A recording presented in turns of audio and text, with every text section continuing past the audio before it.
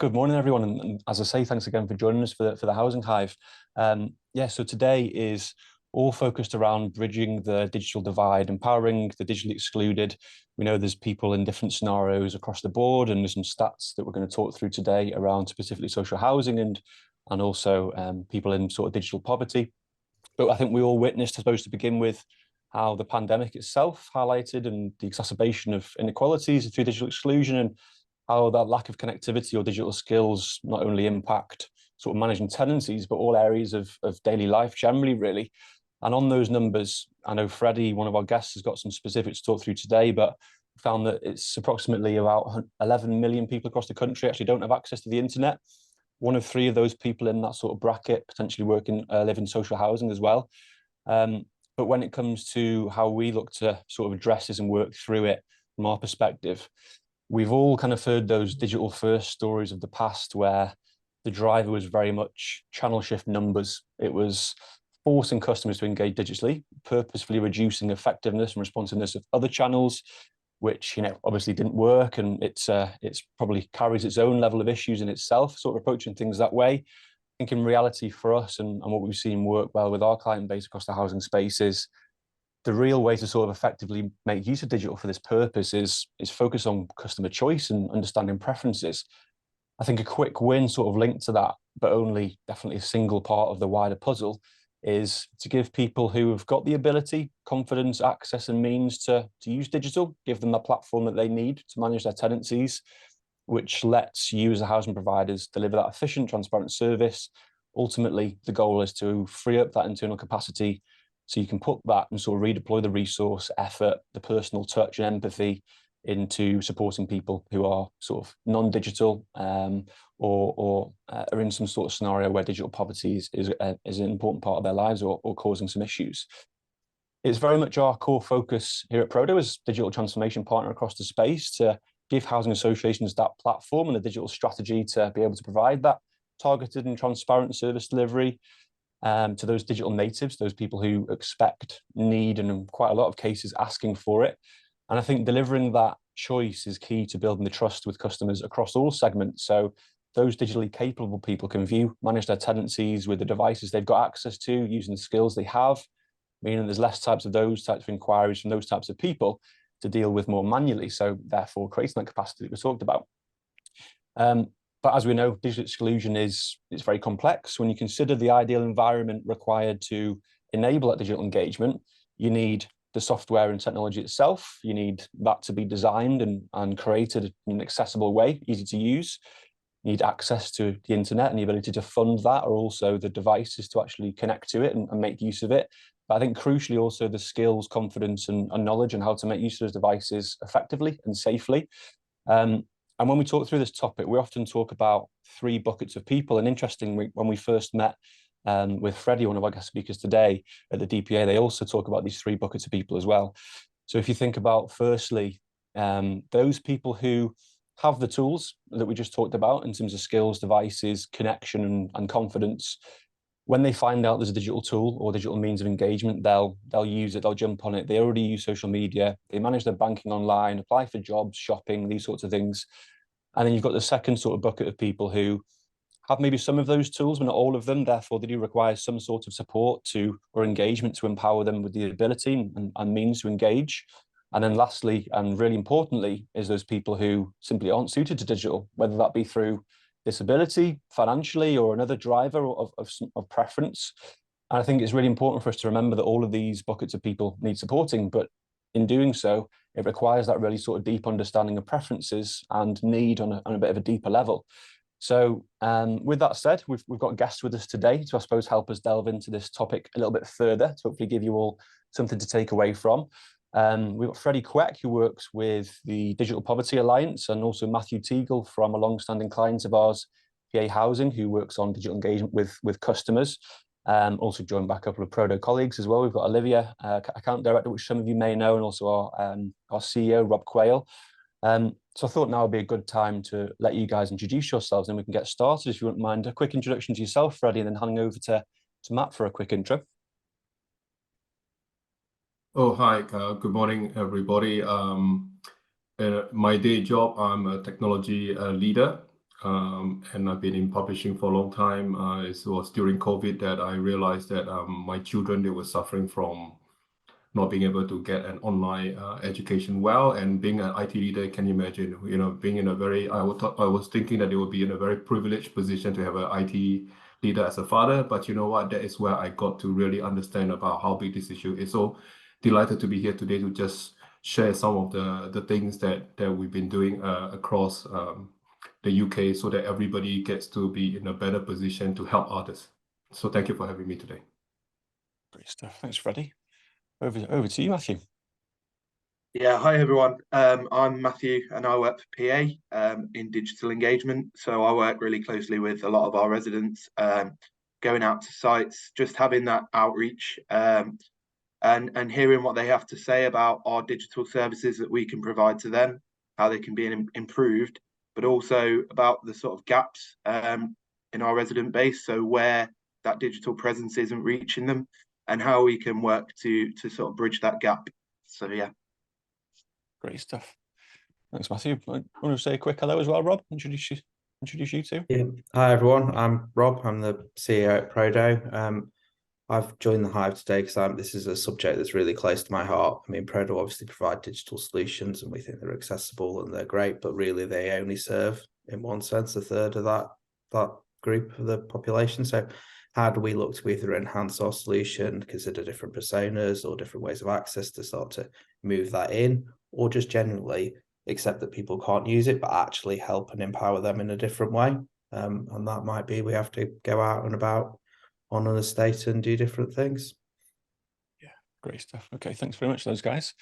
I've got a number of questions to run through for all of you today, but I think it'd be good if any of you guys on the call today have got any questions for who we've got with us. Feel free to pop those into the chat pane, and me and Liv can sort of field those across the speakers as well. But Freddie, I wonder if we could start with you. I know you've got specific material you want to sort of talk through today in terms of your insight into this topic and what Digital Poverty Alliance do to join those dots.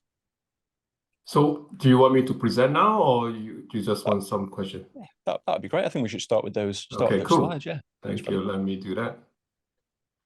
So I hope you like my sort of background, which is very sunny, because I'm going to sort of take you through a very sort of very depressing type situation, and hopefully by the end I can show you that there are opportunities there that we can do something about this. Okay, so you can see the title here is about joining the dots to end digital poverty by 2030.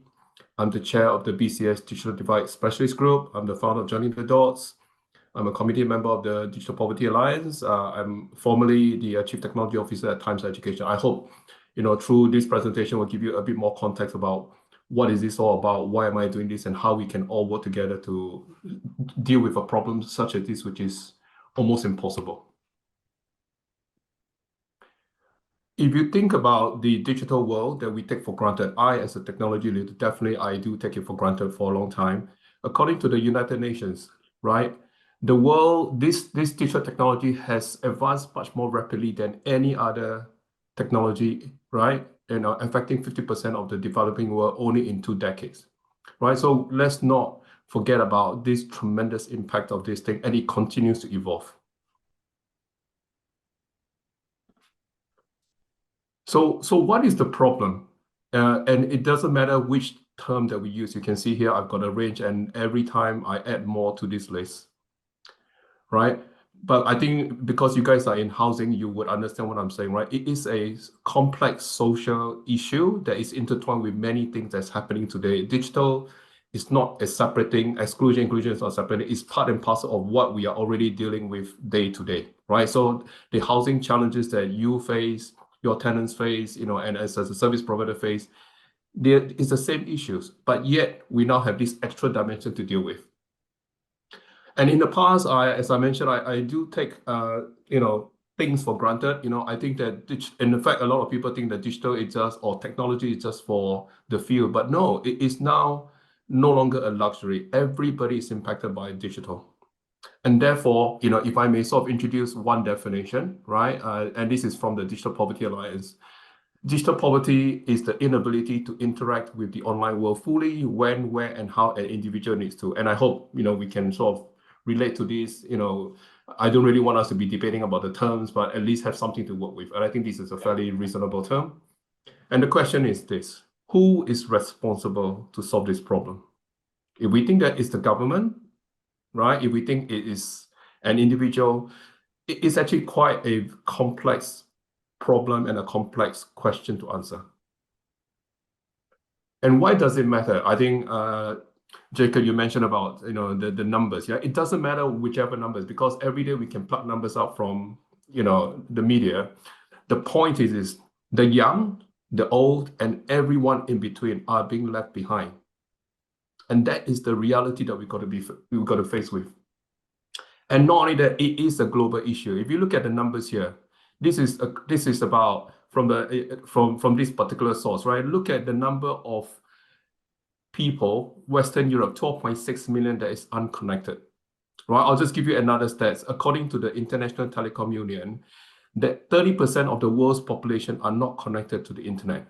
So what's the point of talking about a digital world where a third of the population has got no means to be connected, right? So you can see, right, we are taking it for granted, but yet in reality, we're leaving a lot of people behind.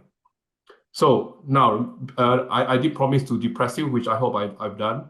And now let me try and do something about being a technology leader. We like to solve problems, right? So how can we solve this problem?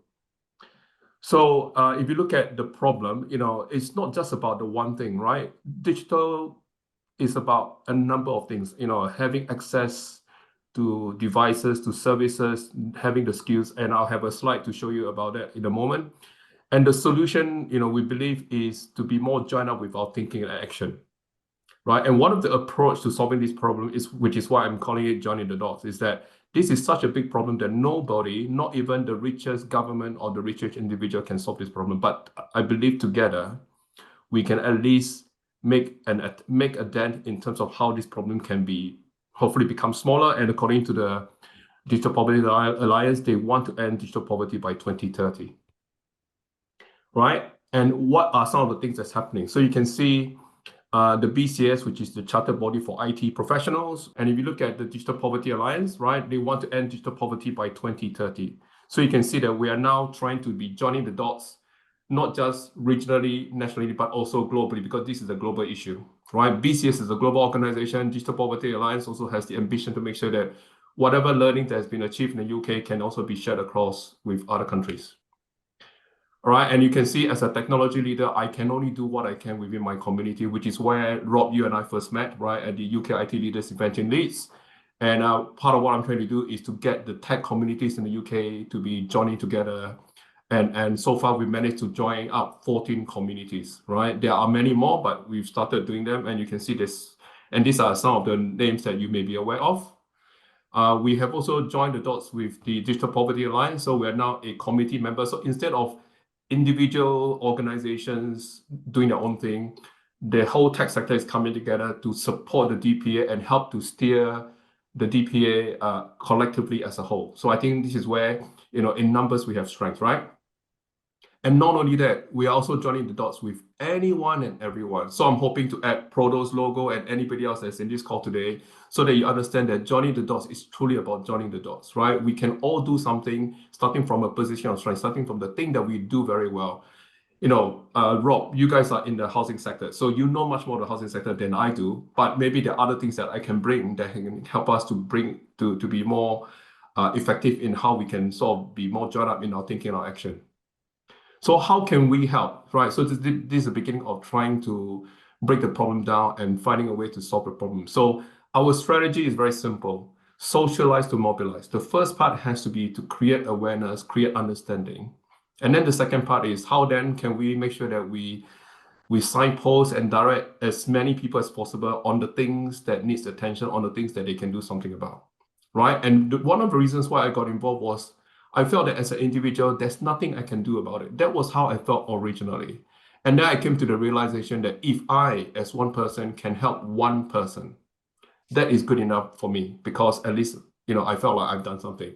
But I think, as I start putting on my thinking caps as a technology leader, as a leader for organizations, I realized that actually we should be able to use all that skills and experience, expertise to try and also help others to solve this problem. So I'm sort of asking all of you today, because this is the one thing that we can all do, which is to share what we know with others. So this is the really simple bit that everybody can do. And today I'm starting with this group of people here. Right? The first thing is, again, technology leaders, we like to solve problems, and we like to use a dashboard to make people understand what this thing is and how do we measure ourselves.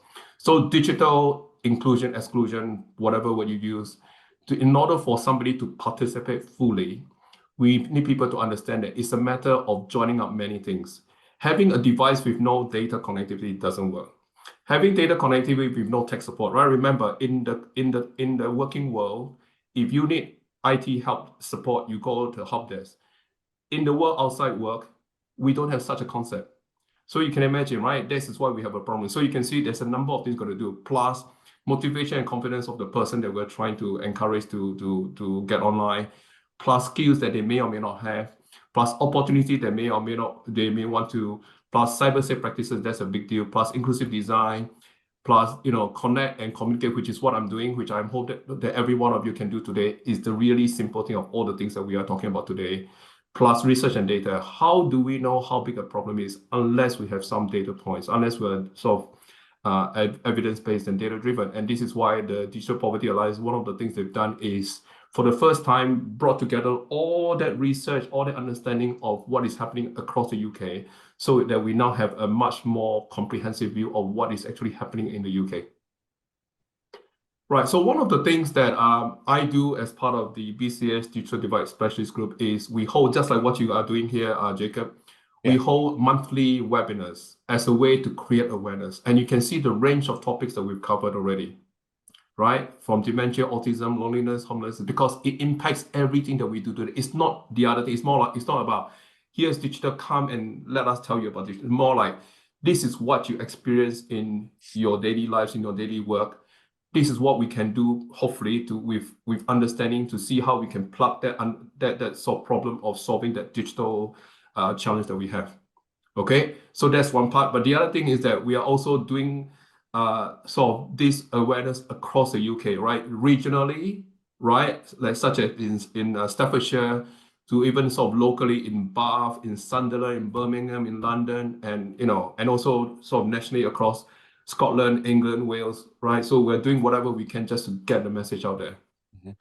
And one of the things that I'm delighted to see, how, after two years of effort, is that the UK Parliament in March this year asked for evidence about digital exclusion. And instead of everybody trying to give sort of a little bit here, a little bit there, what we decided to do is the DPA and the BCS, being two large organizations, together with the tech sector, so delighted to see the 13 communities plus many other tech companies coming together to submit one evidence to the UK Parliament so that they understand. And the results were published in September. And finally, the UK government has acknowledged that this is indeed a big problem that we've got to pay attention to. Right? It doesn't mean that they have the answers yet. It doesn't mean that they have said they will do something about it yet.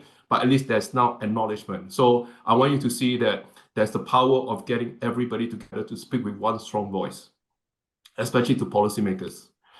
The other thing that I'm really pleased about also that happened this year in September is the BCS and DPA has signed an MOU to jointly continue to champion this agenda. So what they can do is top down. What we are doing here, all of us, is bottom up, right?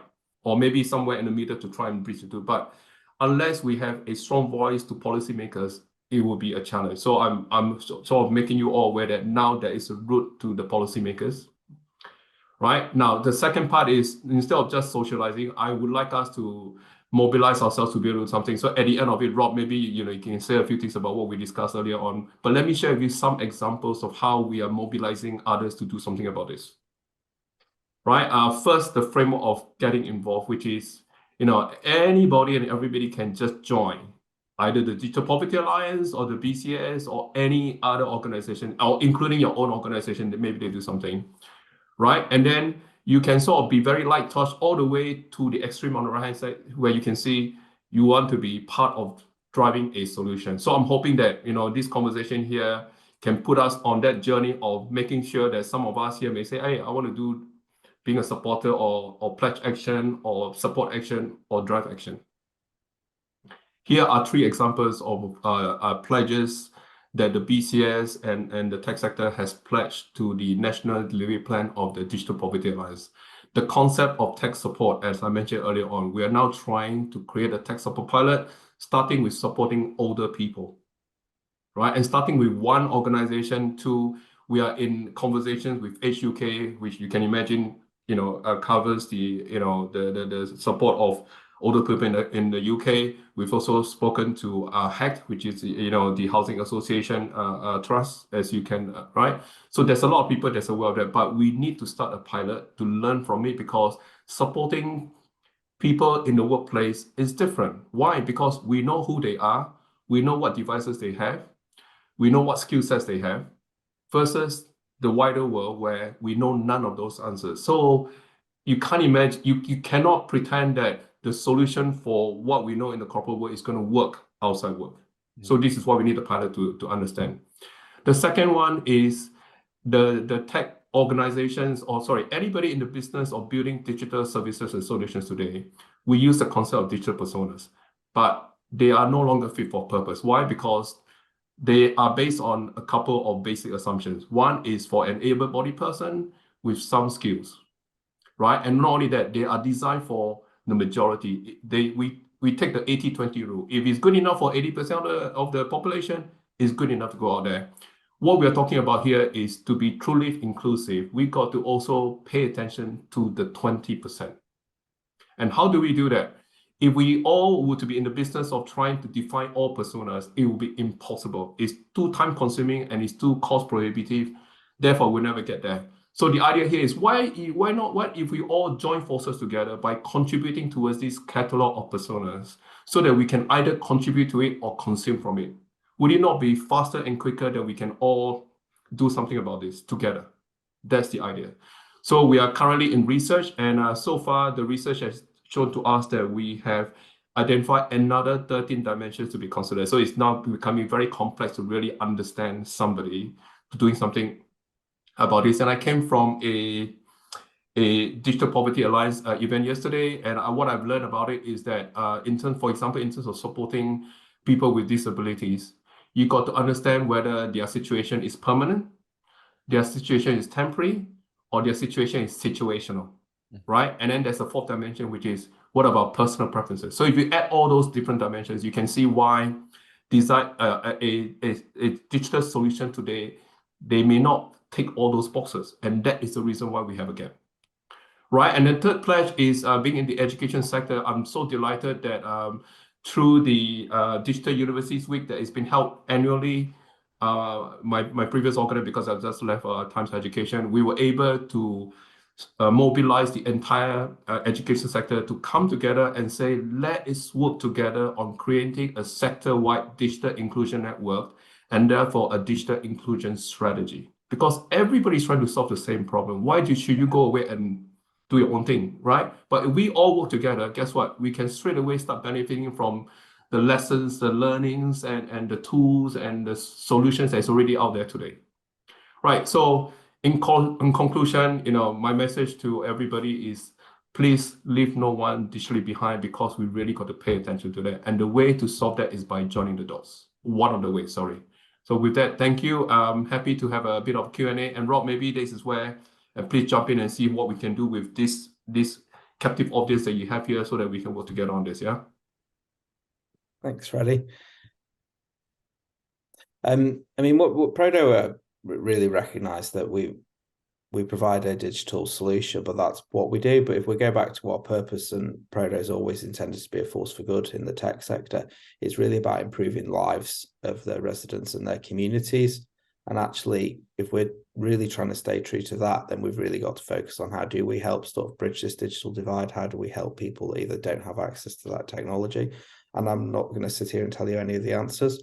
What I'm trying to start this journey with Prodo is actually how do we start to do that? And that's where we can all play a bit of a part, where we can think about how can we help those residents, how can we maybe leverage the caravan that we have for the 11 months of the year that sits in our car park, take it out into the community, you know, support those residents with the digital help desk.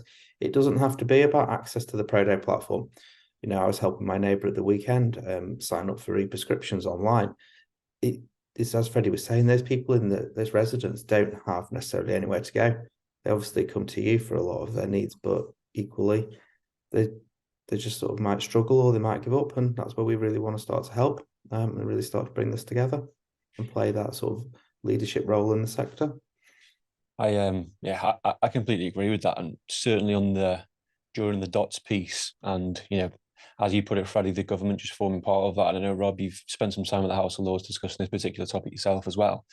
And also that help desk point, Freddie, around where do we go if we've got an issue? You know, there's tech support out there, but when it's specifically sort of ingrained into your daily life, how does that sort of work? And I know one of the things that we work with our housing clients and PA as an example, which come on to yourself in a second, Matt, is that those customer support channels in the housing space are, you know, as we all know, very, very overloaded at times. And digital is something which we can use to sort of help support that. But I think the challenge that we often hear is really digging into those customer preferences to be able to support them in the right way.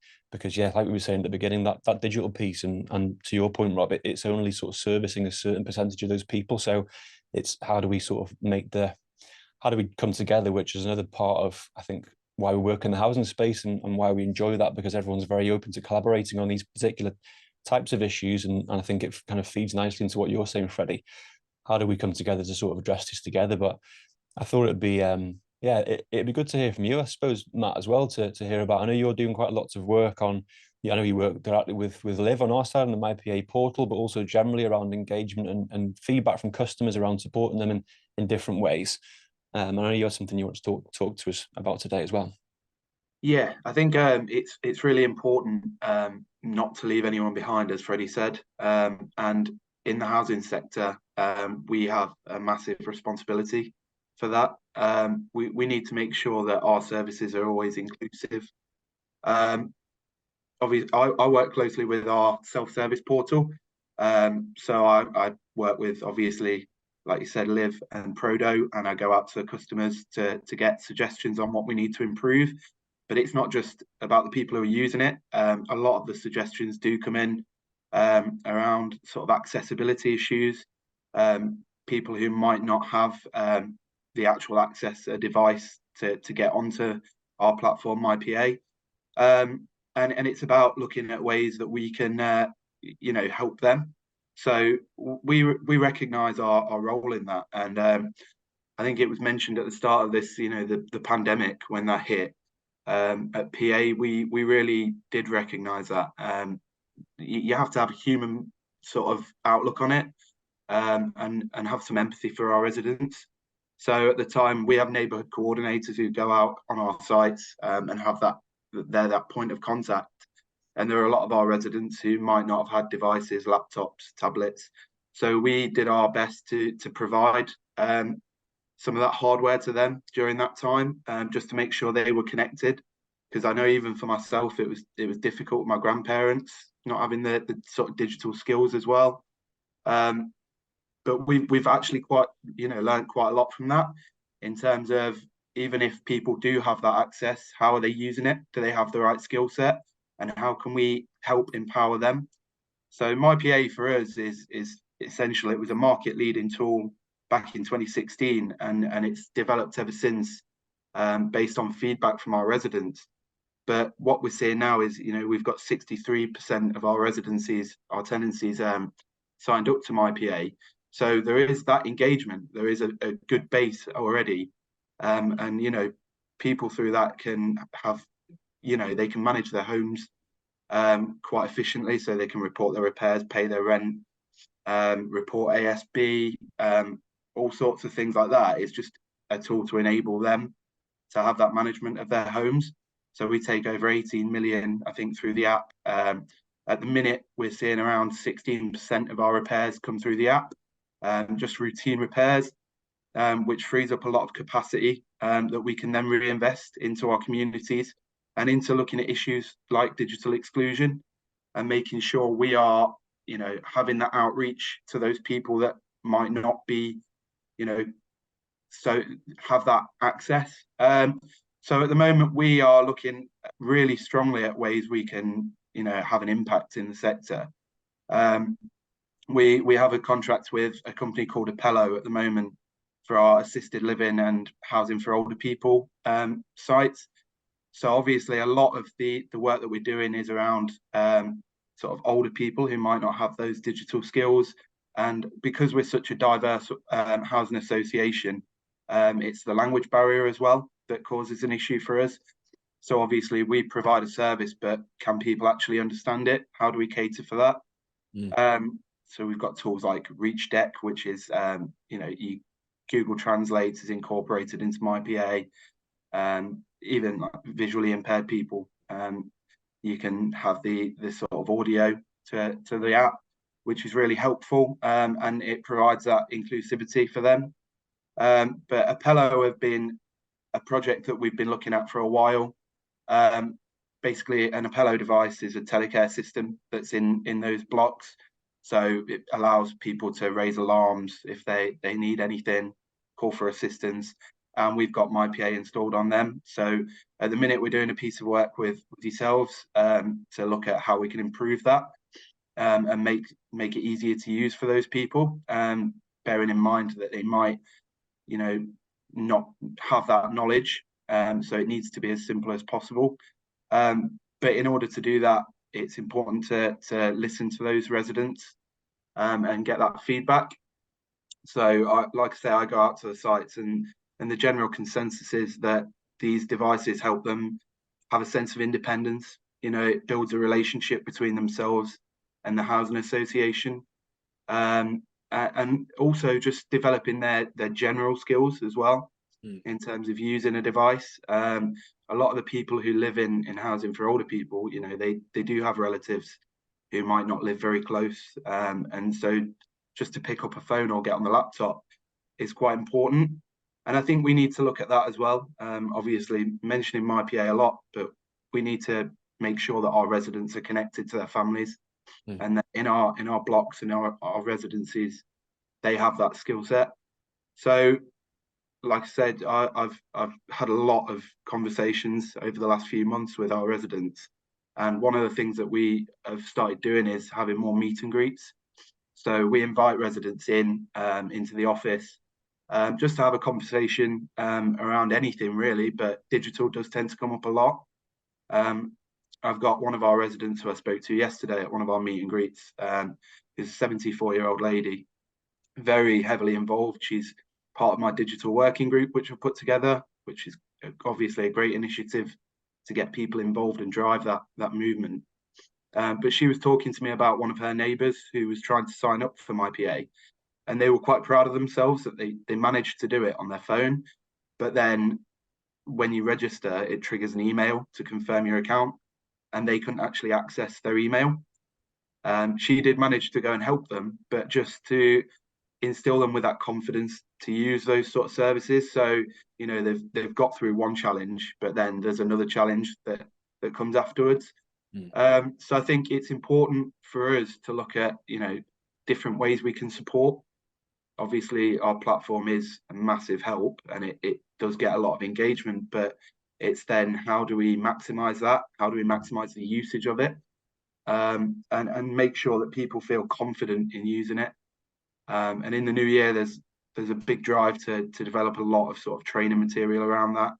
I'm quite keen to get out to a lot of the sites and actually have those conversations, perhaps put on some sessions, and have that human touch as well, because I think it's important, especially in the housing sector, to have that sort of human and interactive sort of outlook and a bit of a digital presence, you know, in our communities, because it's easy for us to sort of hide behind a screen and just put out this product and hope people use it and know how to use it. But actually having someone as a point of contact can be really useful to the residents. So yeah, it's really for me key to get out and actually communicate with people about how we can be more digitally inclusive and make sure people can access the services we provide and make their lives easier through it.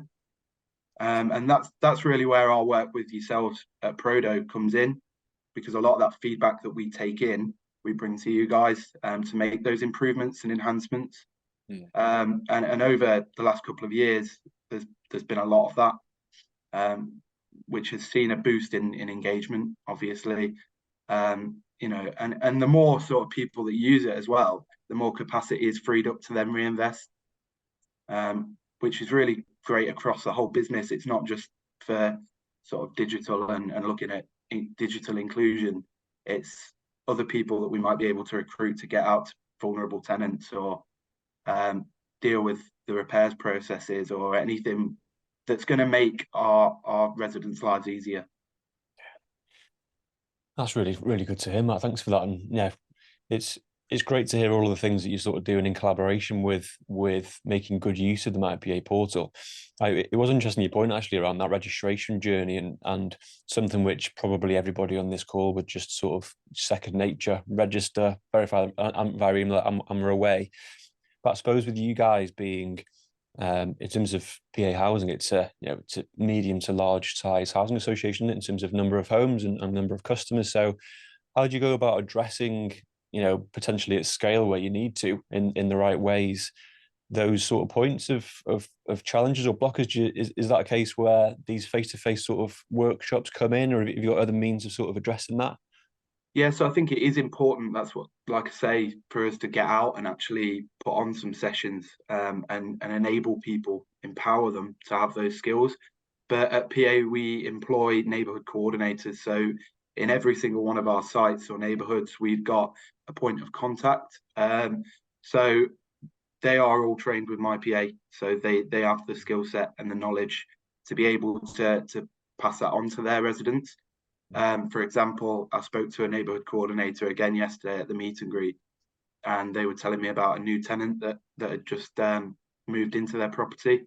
They didn't speak very good English, and so having that knowledge to set them up on MyPA, and then having the Google Translate option as well, so that they could read the text in their own language and have that sort of management and control over their own home.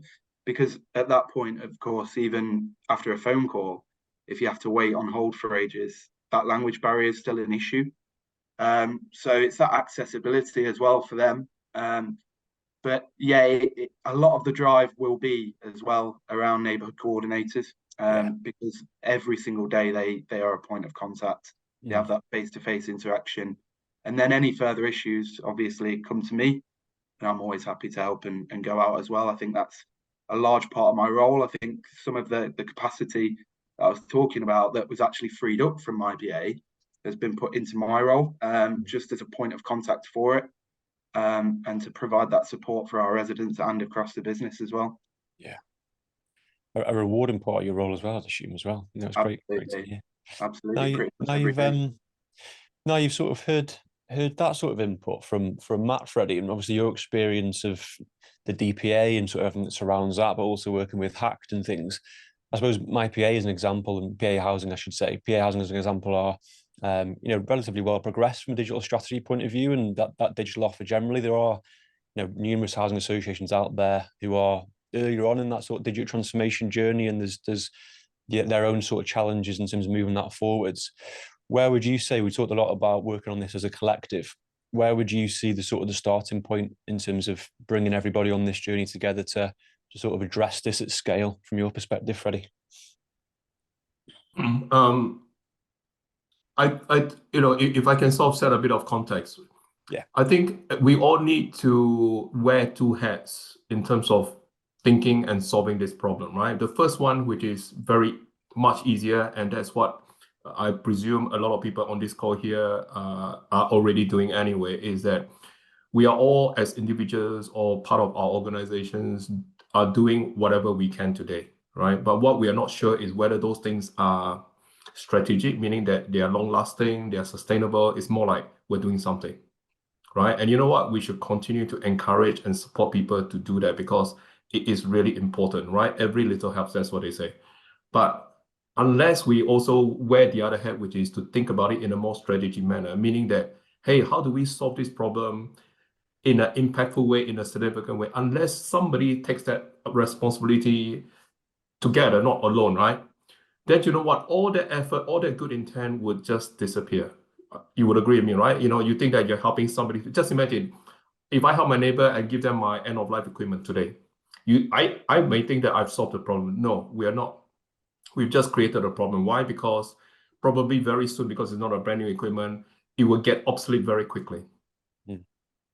So what happens there, right? So to answer your question, I think, Rob, when we had that call early on in the week, I was thinking that if for example, if one of the other head that we're talking about here is, because the individual thing is up to each one of you, but the collective thing is, but what if we all join forces together as a sector to approach this in terms of how we want to have discussions or solve this problem? So for example, just to show you, right? Higher education is doing something about it. We are getting the sort of charities that are supporting older people, HUK, Independent Age, National Pensions Convention, DPA, BCS. We're getting that group together also to figure out how best to address supporting older people. What if the housing sector, housing association sector does the same thing by getting, and you have a great network and you can see that people in this sector, you all try to solve the same problem. What if you all get together and do something about this? The BCS and DPA will be delighted to help to make sure that we find a way to facilitate this and get this to a good place, because we really need to be joined up in terms of having a more joined up strategy, right? So this is really top down now about how we approach solving this problem. Otherwise, yes, all this great stuff that is happening, please continue, but they will not be sustainable, they will not be significant, and therefore the problem will continue to get bigger and bigger and bigger. Yeah. In terms of keeping that hat number 2 almost working with hat number 1, I completely agree. And I suppose that's where we look to sort of facilitate these sorts of conversations, really, with our perspective, having many connections across the entire sector and working with hundreds of associations on different projects. I think we can sort of certainly play our part in terms of joining those dots. I don't know if you want to touch upon, Rob, but we're sort of potentially planning to do so to sort of help with this from our point of view. We are looking at how we can bring everybody together to do that, but in the meantime, we're sort of looking at how we can support. I mean, Matt, you sort of started to talk about it separately, but how do we bring together that sort of ability to bring residents together and sort of provide that help desk type service to support the housing community as a whole, leveraging those sort of tech support capabilities that we have in-house that can provide that support, can help them access their MyPA portal, can help them access the NHS website, and whether we do that, over the phone, online, or even if we can start to do some in-person events to really, because A, it gives back to the community, and B, it helps our understanding of how we can help overcome some of the digital challenges around our product development and actually just make it better for everybody moving forward as well. Yeah, absolutely. Great stuff. Okay, well, I don't think we've had any questions through the chat, or unless anyone's got any that they wanted to raise right at the end, feel free to do so. I'm sure the guys would be happy to answer them. But whilst we potentially wait for anyone to get their questions in, if there is any final closing remarks from yourself, Freddie or Matt, feel free. From me, I hope you can see that, at least speaking for myself personally, there are days where I'm like, this is such an impossible thing. There's nothing I can do about it, right? So that's one way I think about it. Some days I'm like, this is not my problem. It's for somebody else to solve. But there are also days where I feel like, hey, surely as an individual, especially in the tech sector, right? We talk about corporate social responsibility, that's fine. But what about personal social responsibility? So I'm taking my own personal social responsibility. And the reason why Rob and we managed to connect up was because we were at the UK IT Leaders event in Leeds. And this is where we also talk about personal social responsibility. Anybody who is in the tech world, in the digital world, who can do something about digital, we have this great superpower that we've taken for granted, that there are a lot of people out there that still do not know what it is and do not know what to do about it. So just imagine if each one of us take that personal social responsibility to say, let's just help one person, just with one person. You know what we would have been able to do something about, right? Because if you look at how many billions of people on this planet, right? Let's make sure that, you know, we as I say, wear the two hats, yeah? Do what you can, right? Don't get too stressed about it, because whatever you do is already better than doing nothing. But the second thing is, if you can, please take this message today and help to make those connections and help to get it to a point whereby the right people can be helping to solve this problem. Which is why, for example, instead of me pointing the finger, or many of us pointing the finger and says, the government should be doing something. What we're doing right now is get the BCS and DPA to work together and give the government the right things that they can hopefully make it into policies that everybody would benefit from. Do you see what? So, for example, one of those policy things that we're doing is to say, hey, surely getting access to broadband should be a basic human right, like the way you get access to your utilities, your water, your electric, yes? But who is making that noise? Each one of us making that noise is not going to make an impact. But if we have a strong voice and the government gets it, and therefore they now realize that being a policy and working with the utility providers, the telecoms providers, and therefore they're going to take that responsibility. That is how we can make an impact. But that's only solving one problem, right? To solve this problem is a combination of things. Infrastructure is one, policy level, but there's also many things such as helping your neighbors, helping your family members. That's something that we all can do because we have that superpower. So that would be my message. Yeah, I think from my point of view, that's the beauty of my job, that I have that personal sort of touch. I can go out to the residents, hear what they need, and I can help them personally. And I can therefore take that responsibility. It's like Jacob said, it's quite rewarding at times. But I think as a sector, it's very important for us to look at, you know, when you look at the stats, 1 in 3 in social housing don't have access through whether it's devices or internet connectivity. How can we work together to bridge that gap?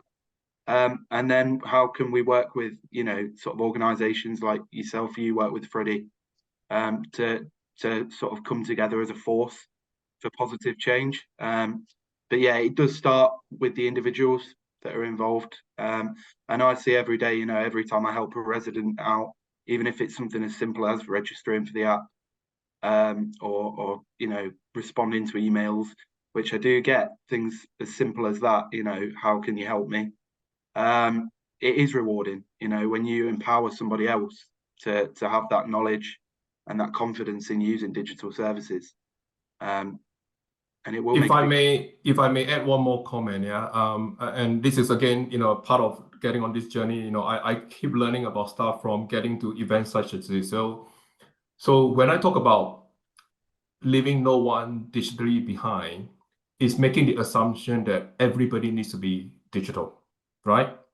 So I want you to be aware, again, from the conversation Rob and Jacob we had the other day, is that we got to remember, whatever we do, ask ourselves, which target audience are we aiming for? There will be one target audience, one customer segment where they are already digital, they're already online. So are we helping those? That's one group, yes, right? That's what we can relate to. We are also talking about another group, which is, what about those who were trying to get to digital, getting them on board, right? That's another group. They will need some support, yes, because it's not the same as the first group. The second group is different. So again, you've got to think about what solutions are you providing, and are they addressing the needs of this second group? Now, let me call out a third group that a lot of people are not aware of, and this is something that we are now beginning to, and I came across this from the working symposium on older people, as I mentioned earlier on. And here is the point. The point is that there are many people today, especially the older people, where for many good reasons, they cannot be digital. Cannot. So are we going to leave them behind? So the point here is that there needs to be a narrative that says, no matter how digital we're going to get, there will be a segment of the population that cannot be digital. What are we going to do about them? So have a think about how we solve this problem, right? Are we targeting group 1, group 2, or group 3, or all 3 groups? Rather than assume that, hey, we've solved the problem because we've just designed a solution for this, but which group are we targeting? Yeah, no, it's a really good point. It is a good point. I think that's I think that's something which we're going to be working on ourselves moving forward, because you're right in that we do tend to focus on those first two buckets to begin with, certainly the first group being the easiest. As a Right. software provider ourselves, we can just sort of deploy those and then people will start using them. The second group, it's around training and confidence and maybe facilitation of devices. But then, yeah, ultimately our sort of goal here from our perspective is to enable housing associations across the space to be able to look after that pot three more effectively, because the traffic from groups 1 and 2 have been reduced essentially in certain ways.